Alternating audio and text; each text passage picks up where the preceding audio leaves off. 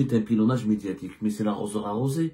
Mes amis, ça fait 4 ans que vous faites un pilonnage médiatique contre tous les pays, ou là, tous les États, ou tous les dirigeants, ou là, tous les mouvements politiques qui sont contre vous, là, qui ne s'entendent pas avec vous.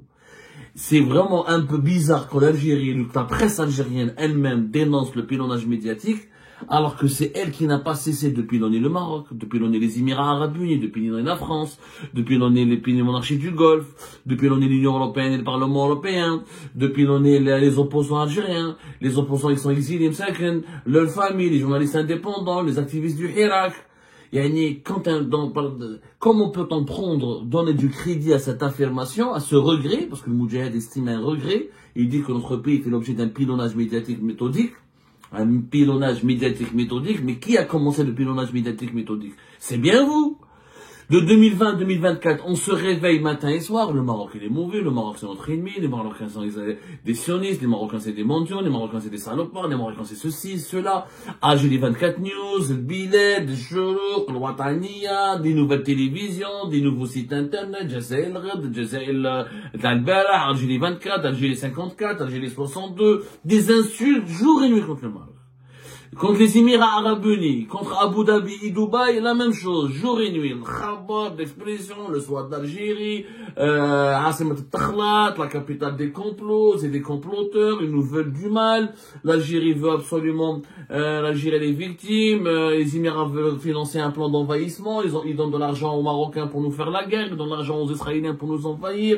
Les Émirats c'est des salopards, c'est des esclavagistes, il faut pas les aimer, il faut les boycotter, il faut les chasser de notre pays.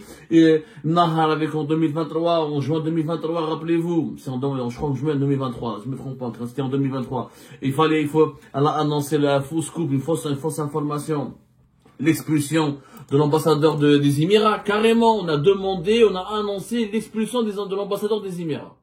L'expulsion de l'ambassadeur des Émirats Arabes Unis. Même il y a eu un démenti, etc. Oui, mais Nahar n'avait rien risqué. N'a rien risqué. Et puis les accusations extrêmement graves, qui n'ont pas cessé. C'était en juin 2023, qui n'ont pas cessé. Jusqu'à septembre 2024, le Khabar continue d'accuser l'ambassadeur émirati en Algérie de violer la souveraineté nationale, de menacer l'Algérie, de financer des lobbies hostiles à l'Algérie. Chaque jour, de 2020 à 2024, quand c'est pas la France, j'en parle pas, la PS, l'affaire Amir Bouraoui, avant l'affaire Amir Bouraoui, après l'affaire Amir Bouraoui, franchement, on parle de pilonnage méthodique. Alors que la télévision algérienne a diffusé un documentaire dans lequel elle fait croire aux Algériennes et aux Algériens, sans apporter la preuve irréfutable, que les services secrets français font ou la préparent des actions terroristes sur le sol algérien. C'est extrêmement grave. Il y a une où tu te plains, on est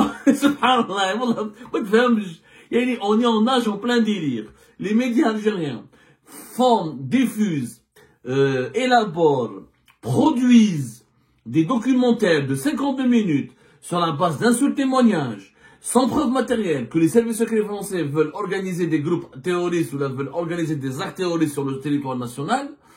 Et ensuite, c'est pas du pilonnage. Ensuite, quand France Culture, ou la France Info, ou la France Télévision, ou la France 24, ou Le Monde, ou le Figaro critique le régime algérien pour la dictature et parle d'exilés, ou parle de violation des droits de l'homme, de prisonniers politiques, c'est une attaque contre l'Algérie, ils veulent déstabiliser l'Algérie, ils veulent salir son image, ils veulent la noircir à tout prix. Et à l'Algérie, tu as dit pire. Comment vous avez dit pire? Vous avez quasiment dit que les services secrets français, c'est une organisation terroriste qui parraine des mouvements terroristes. Carrément. Et vous le dites, de l'affaire Amir Bouraoui, février 2023, rappelez-vous ce qui s'est passé. Ils ont même dit que la DGSE, que les services secrets français s'apprêtent, je dis bien s'apprêtent à financer une opération, à organiser une opération comme la baie des cochons. Pour les années 60 à Cuba, c'est-à-dire que des armées des opposants pour venir renverser le régime, l'État algérien, former une rébellion comme la baie des cochons. C'était l'APS qui l'a écrite. Et on a fait de moi un caniche,